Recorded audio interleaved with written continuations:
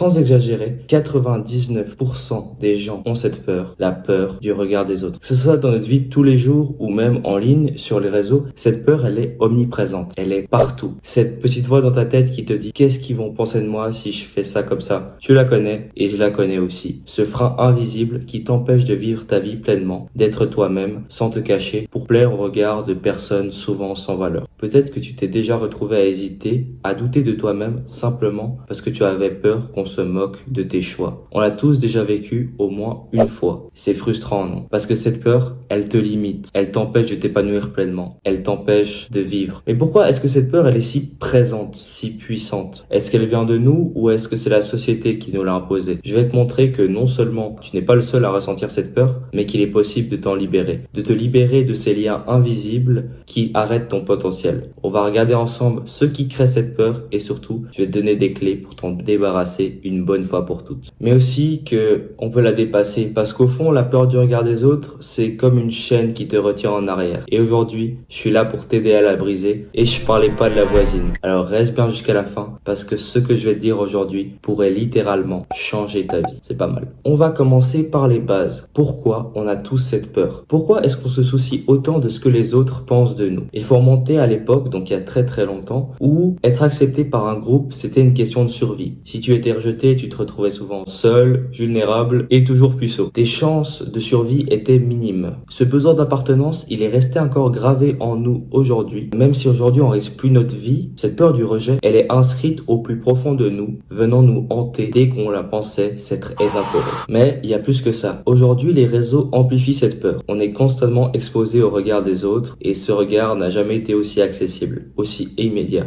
Un commentaire négatif, un like qui n'arrive pas, et voilà, notre estime de soi prend un coup et notre ego est brisé. Et quand on doit commencer à prouver notre valeur, c'est là que tu comprends que c'est la peur qui a gagné le combat. Maintenant qu'on sait d'où vient ce fléau, on va parler de ses conséquences, de ce qui arrive si tu décides de ne pas porter le pantalon trop serré que ta mère avait sorti exprès pour toi en pensant bien faire parce que t'as peur qu'on se moque de toi. Parce que cette peur, elle se limite pas seulement à nos petites vies, elle a façonné des sociétés entières. Imagine un monde où tout le monde agit selon ce que les autres attendent de lui, où les gens ne prennent pas de risques, ne sortent pas des sentiers battus, n'essayent même pas de s'améliorer. Tu connais ce monde parce que on y vit. Ce monde, c'est notre monde. On punit ceux qui osent être différents. Parfois, ça peut être très léger, une moquerie, un regard de travers, mais parfois, c'est beaucoup plus brutal. Du harcèlement, des exclusions. Dans certains pays, être différent peut même amener à la mort. Je sais très bien ce qui m'attend en lançant cette chaîne. Les moqueries à l'école, si on découvre ma chaîne, les blagues de merde qu'on fera avec. Mais j'y suis préparé.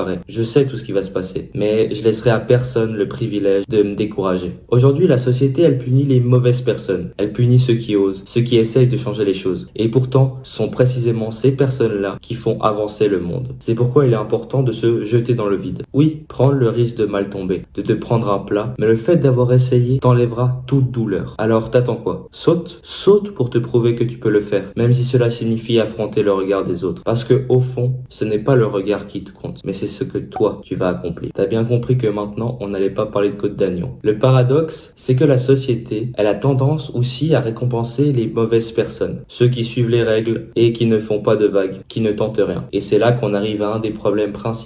On punit souvent les mauvaises personnes. Combien de fois as-tu vu quelqu'un être mis de côté simplement parce qu'il avait des idées différentes? Et à l'inverse, combien de fois as-tu vu quelqu'un être récompensé pour avoir suivi les règles? L'école, pour moi, c'est l'exemple parfait de tout ça. Elle nous apprend à devenir un futur petit employé de bureau. L'école, elle fait perdre en nous la seule chose qui peut encore nous faire sortir de la matrice, c'est la créativité. Notre monde décourage l'innovation. Ça pousse les jeunes à rester dans leur zone de confort, à éviter tout risque. Mais à quel prix? Celui de leur authenticité. La plupart couriront après leurs rêves toute leur vie sans savoir qu'il était à côté d'eux. Donc je nage depuis que j'ai 10 ans et aujourd'hui je continue à nager à un assez bon niveau. Je nage environ 6 fois par semaine. Mais je me rappelle que vers mes 10 ans, j'étais avec un coach que beaucoup de personnes trouvaient strict et méchant à certains moments. C'était un de mes premiers entraînements avec lui et donc j'ai suivi un ami à moi qui avait fait une consigne technique qui était fausse et donc le coach il m'a sorti de l'eau et j'avais peur qui m'engueule, etc.